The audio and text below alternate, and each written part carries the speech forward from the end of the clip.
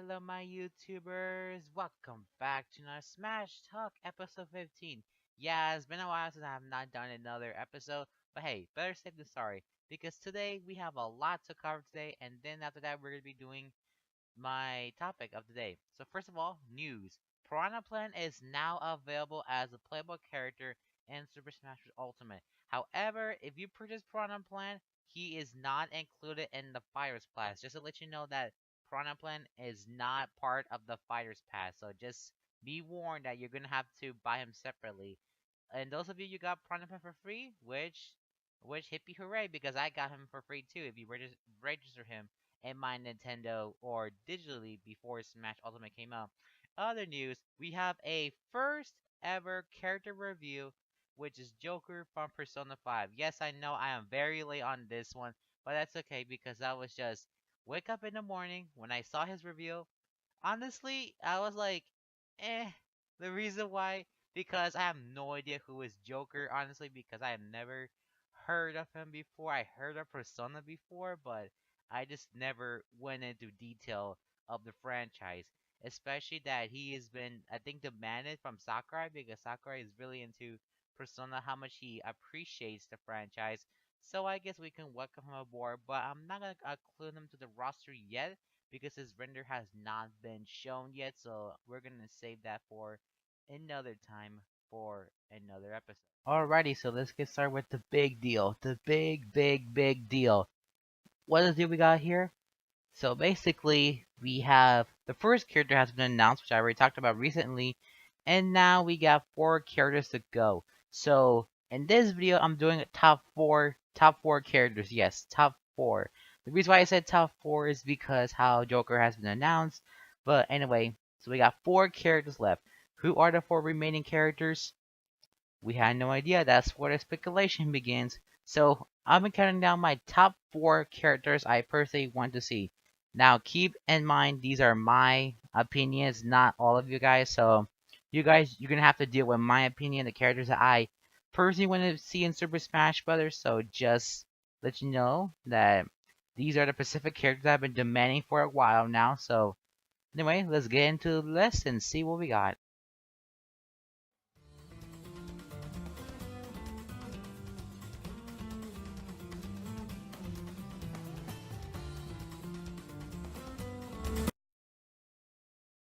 So for number four, this is a unpopular choice, but for me, I think it is worth it to put this one in Super Smash Bros. Ultimate. And here we have Cuphead. So starting with number four, we're starting with Cuphead. So Cuphead is a really unique game. It is personally one of my favorite indie games of all time. I never play many indie games, so I think Cuphead is absolutely one of my favorites. So the reason why I consider him to be in Smash Ultimate is because like many of his movesets are really nice and they're really unique and mainly because how there are really, something that can be useful in homie smash attacks and etc. I know that and all that kind of stuff. Which there's a rumor having announced that Microsoft wants to have Xbox Live into Nintendo Switch sometime in the future, but I don't know that rumor it is true or false. So we can get Cuphead and Smash Ultimate. But fortunately, I think I heard that Cuphead is a Microsoft exclusive, but however, this game was able to manage to make it on Apple Computer and Steam, so I don't think there's no biggie of a problem to put Cuphead and Super Smash Bros. Ultimate. And his final smash, it should be something related to his final form, but he can like have splashed milk on his head and all that. Like if you watch my gameplay, then you'll know what I'm talking about. If you haven't, then you can check out the gameplay if you're interested of my walkthrough of Cuphead. But anyway, I think Cuphead will be an interesting choice. Again, not a unpopular opinion, but this might be worth to get them in Super Smash Bros. Ultimate.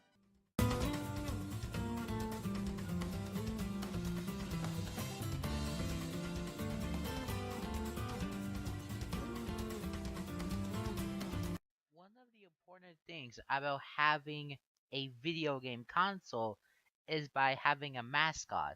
Or the key of getting a Nintendo console is by having Mario, which he is the leader of the mascot of the business. Same thing with what's his name again? Oh yeah, Sonic the Hedgehog, which obviously, we need like a mascot to represent our console. But however, that is also the popularity of these characters because a lot of people do recognize Mario and Sonic because those are the both actually both of them are very recognizable. However, one character got a little bit of recognition, which is Crash Bandicoot. So I don't think not many people don't know who is Crash Bandicoot, which some of you guys know or who he is.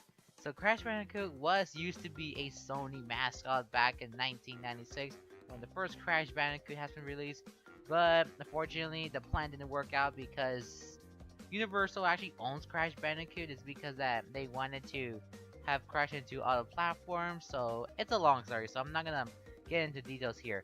So Crash has a lot of crazy like movesets that he fits in well in Super Smash Bros. Because Crash he has a lot of crazy combinations that he can do in Super Smash Brothers. So of course he will use his signature spinning attack, and there's also one where he can spin while he's on the air. That's kind of similar to Luigi's like green missile and etc. So Crash also has like also many like combination moves like such as where he can like punch and kick from several Crash Bandicoot beat up games, or they can use many games that they could use from Crash Bandicoot. Honestly, he would be like a fun character to be added in Super Smash Bros. I know some of his games are forgettable, some of them, but I think the most recognizable one it is his spin-offs like Crash Team Racing or the masterpiece of the trilogy like Crash 1, Crash 2, Crash 3, and the recent of Crash Bandicoot Insane Trilogy that came out on Nintendo Switch last year, and especially that we're getting a new Crash Bandicoot game, which is actually a remaster of Crash Team Racing, which it actually looks a lot of fun. I still haven't picked up the original version, but I will pick up someday. So anyway, I think Crash Bandicoot will be a nice addition to be in Super Smash Bros. But we're gonna have to wait and see if he will get approved to be in Smash Bros. Ultimate.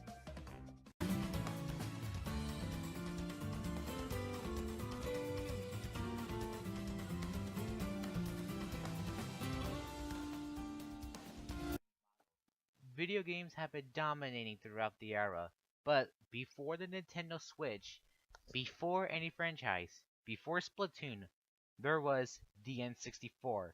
There was the golden age of Nintendo 64. Well, it's not really the best year for Nintendo because the PlayStation have been dominating and they've been selling millions of copies. Like the PlayStation have been selling like hotcakes. N64 still has the golden age era, but however, one company was able to have their best era and their best golden age, and that will be the only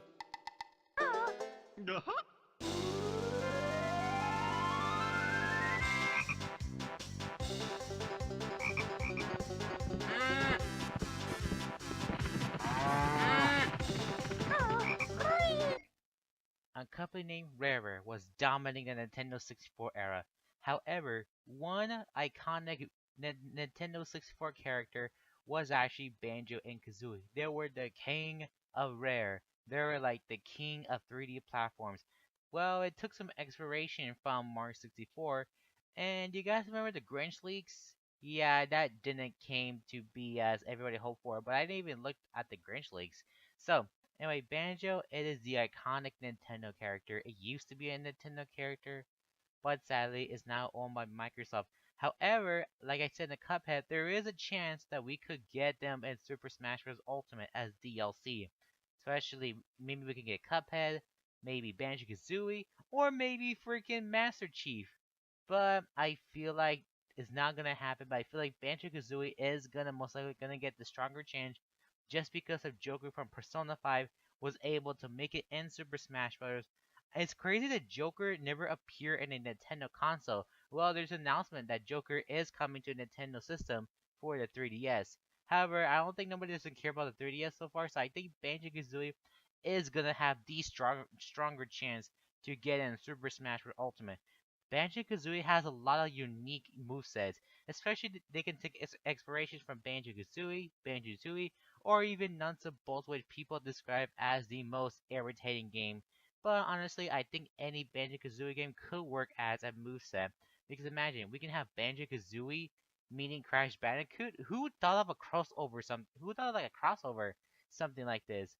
But anyways, Banjo-Kazooie are the most iconic Nintendo 64 character. I think maybe someday we could get them in Super Smash Bros. Ultimate. If Microsoft were to get Master Chief, I think Microsoft is gonna get, or maybe Microsoft is gonna want Master Chief over Banjo-Kazooie. Overall, I think Banjo-Kazooie he has some more better chance than the other Microsoft characters in my opinion. So maybe someday we can get them in Smash Ultimate, and maybe the Nintendo family will be complete someday.